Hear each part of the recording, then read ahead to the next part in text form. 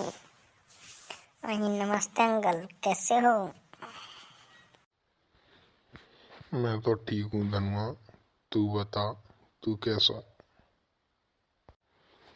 और तेरी पढ़ाई कैसी चल रही है? कितने नंबर आए गए तेरे हाई स्कूल में?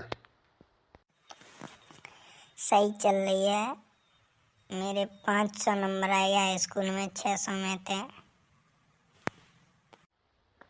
तो जाको मतलब अच्छे नंबर आ गए तेरे तो। अब कहा करेगा जाके बाद है? अब जा रहा हूँ राजस्थान, फौज की तैयारी करूँगा।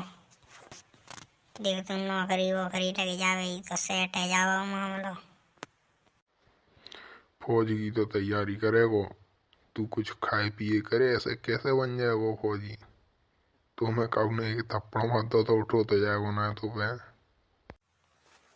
और तैयारी करूँगा तो सभी करूँगा, खाऊंगा पीऊंगा, दौड़ू लगाऊंगा, जिम करूँगा, सभी करूँगा तो।